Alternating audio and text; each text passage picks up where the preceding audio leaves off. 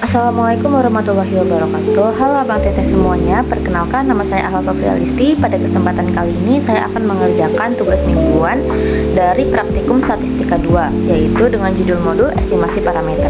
Berikut saya akan membacakan soalnya. Yang pertama, seorang manajer produksi ingin mengetahui rata-rata waktu produksi untuk merakit sebuah produk baru. Ia mengambil sampel acak dari 15 kali percobaan produksi dan mendapatkan rata-rata waktu 35 menit dengan simpangan baku 4,5 menit.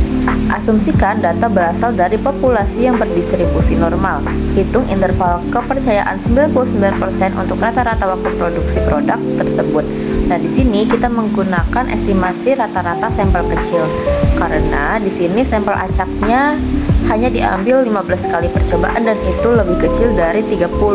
Maka di sini kita juga menggunakan distribusi T, bukan distribusi normal. Lalu, soal nomor 2, sebuah penelitian ingin mengetahui perbedaan proporsi antara laki-laki dan juga perempuan yang menggunakan media sosial untuk berbelanja online. Dari hasil survei, 400 laki-laki disurvei dan 280 orang menggunakan media sosial untuk berbelanja. Sedangkan 350 perempuan disurvei dan 210 orang menggunakan media sosial untuk berbelanja. Tentukan interval kepercayaan 95% untuk selisih proporsi laki-laki dan perempuan yang menggunakan media sosial untuk berbelanja online. Di sini saya menggunakan estimasi selisih dua proporsi karena dari soal kita mengetahui dia memiliki dua proporsi yang berbeda, yaitu laki-laki dan juga perempuan. Lalu di soal nomor 3, sebuah perusahaan farmasi ingin mengetahui variasi berat kapsul obat yang diproduksi. Mereka mengambil sampel acak sebanyak 15 kapsul dan hasil pengukuran menunjukkan simpangan baku sebesar 0,5 gram dengan asumsi berat kapsul berdistribusi normal. Tentukan interval kepercayaan 95% untuk variasi dan simpangan baku berat kapsul tersebut. Nah, di sini saya menggunakan estimasi variasi karena dia ingin mencari variasi dan juga simpangan baku. Oke, untuk software yang pertama saya akan menggunakan software dari RStudio. Oke, di sini pertama-tama kita buka file R-nya seperti biasa. Langsung aja kita tulis. Untuk nomor 1 yaitu hashtag diketahui, X-bar-nya 35, X-bar merupakan rata-rata sampel. Lalu di sini sigma merupakan simpangan baku dari populasi yaitu 4,5. Di sini juga ada n_1. Satu di sini menandakan bahwa di sini nomor 1 yaitu 15 atau ukuran sampelnya. Lalu di sini alpha_1 yaitu 0,01. Alpha adalah tingkat signifikasi yang dihitung dari 1 dikurang tingkat kepercayaannya. Karena tingkat kepercayaannya merupakan 99%, maka alpha bernilai 1% atau 0,01. Lalu di sini df_1 adalah derajat kebebasan distribusi, di mana df ini didapatkan dengan n-1. Nah, lalu di sini kita running. Lalu di sini kita tulis hashtag nilai T kritis untuk alpha dibagi 2 sama dengan 0,005 dengan df sama dengan 14. Nah, di sini juga kita tulis T_crit yaitu Kt merupakan nilai T kritis, di mana di sini rumusnya 1 dikurang alpha dibagi 2 df_1. Di sini alpha dibagi 2 yaitu 0,05 atau 0,1 tadi dibagi 2 dengan df-nya tadi n-1 yaitu 14. Lalu di sini kita langsung aja running. Kita menulis hashtag standar error SE_1 yaitu sigma dibagi SQRT n_1, di mana di sini SE merupakan standar error yang dihitung dengan rumus sigma dibagi akar n. Di sini langsung aja kita running. Lalu di sini kita tulis hashtag hitung batas bawah dan batas atas interval kepercayaan. Lower bound _1 yaitu X-bar_1 dikurang T crit dikali SE_1 dan juga upper bound _1 X-bar_1 T crit SE1. Di sini kita tahu bahwa batas atas dan juga batas bawah itu dihitung dengan rumus X-bar plus minus T dikali SE atau standard error. Lalu di sini kita running. Lalu di sini kita tulis hashtag cetak hasil cat selang kepercayaan 99%, lower bound underscore 1, upper bound underscore 1. Di sini dia akan mencetak hasil selang kepercayaan ke dalam sebuah terminal. Setelah kita mencari semuanya, kita di sini mendapatkan bahwa selang kepercayaannya ada di 31,541, 34,458. Seperti itu untuk selang kepercayaan 99% di soal nomor 1. Lalu di sini kita kerjakan untuk soal nomor 2. Kita tulis di sini hashtag diketahuinya untuk sampel laki-laki berjumlah 400 orang dengan X1-nya laki-laki yang menggunakan media sosial ada 280 orang. Lalu untuk perempuan juga sama, N-nya sebanyak 350 dan juga X-nya bernilai 210. Lalu di sini kita running. Nah, lalu di sini kita tulis hashtag selisih proporsi. P_div itu merupakan P1H dikurang P2H. Di sini kita ingin menghitung selisih proporsi antara laki-laki dan perempuan. Maka di sini kita ingin mencari perbedaannya atau diferennya. Seperti itu. Lalu di sini kita running. Lalu di sini kita tulis hashtag standar error SE2 atau standar error di nomor 2 SQRT P1 underscore H dikali 1 dikurang P1H dibagi N1 ditambah P2H dikali 1 dikurang P2H dibagi N2. Nah, di sini kita tahu bahwa standar error memiliki rumus akar P1 dikali kurung 1 dikurang P1 dibagi N1 dan juga ditambah P2 kurung 1 dikurang P2 dibagi N2. Dari rumus itu kita bisa mendapatkan rumus untuk codingan R ini. Oke, sekarang kita mencari hashtag nilai Z kritis untuk alpha dibagi 2 yaitu 0,025. Karena alfanya bernilai 0,05 atau 5%, maka di sini untuk alfa dibagi 2 yaitu 0,025. Kita mencari nilai Z kritis. Z krit 2 key norm 1 dikurang alfa dibagi 2. Lalu di sini langsung aja kita running. Lalu di sini kita tulis hashtag hitung batas bawah dan atas interval kepercayaan.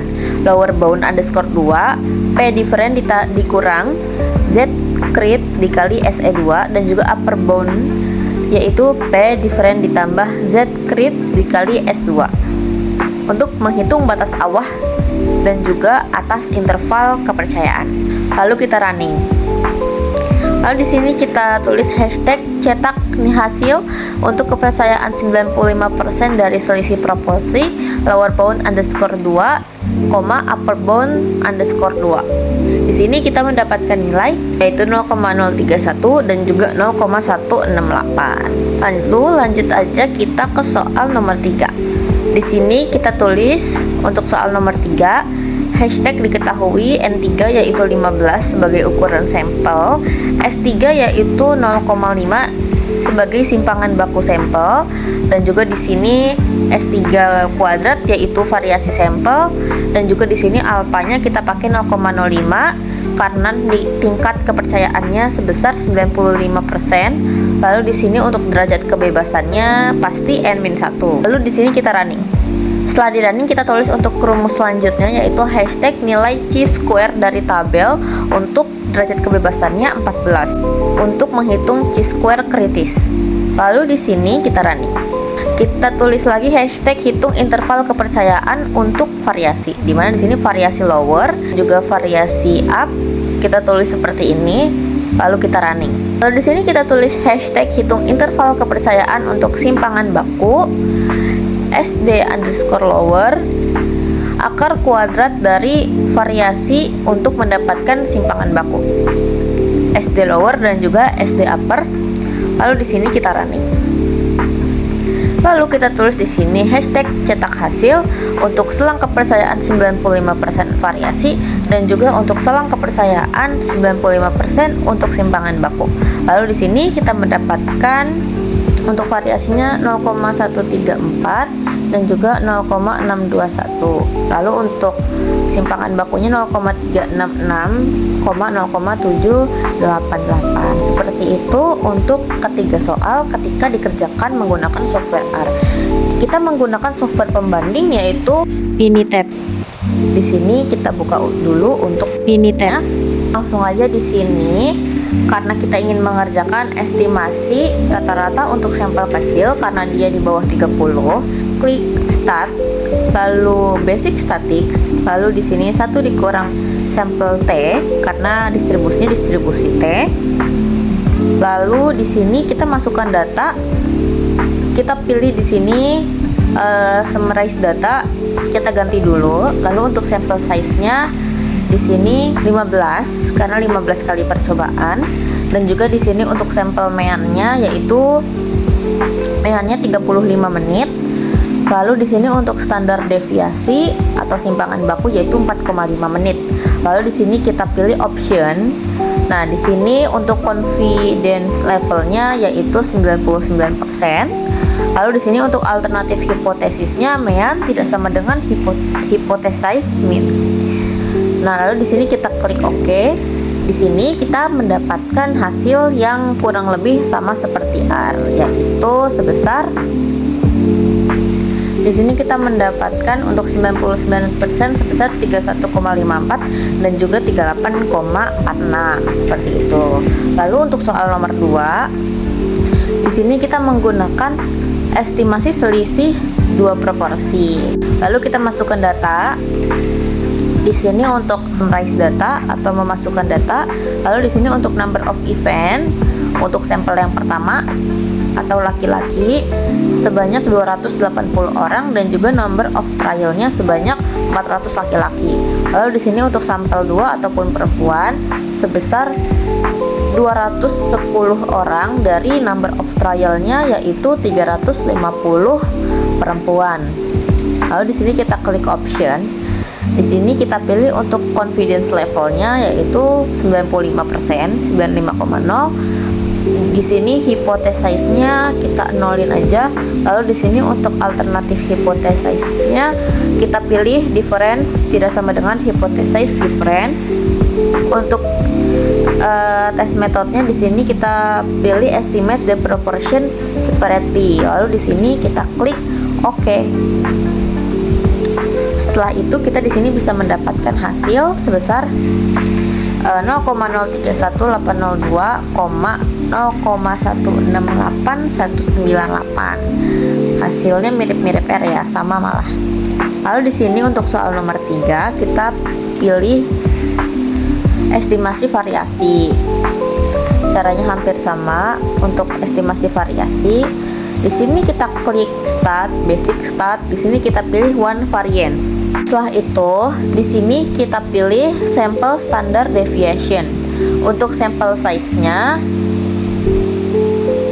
yaitu 15 kapsul. Jadi di sini kita tulis 15. Lalu di sini karena hasil pengukuran menunjukkan simpangan baku sampel sebesar 0,5 gram, maka di sini sampel standard deviation-nya yaitu 0,5.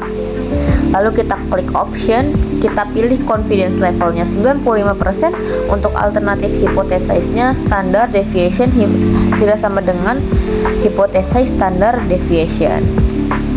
Lalu kita klik OK, sehingga kita bisa mendapatkan hasil sebesar 0,366,0,789. Nah, ini hasilnya sama seperti standar deviasi yang di R. Bedanya kalau variance itu kan dia akar 2-nya, tapi di sini diketahuinya hanya standar deviasinya saja yang 0,366,0,789 seperti itu. Di sini juga saya akan membandingkan dari kedua buah software yang kurang lebih hasilnya sama. Yang membedakan adalah 0 di belakang komanya. Oke.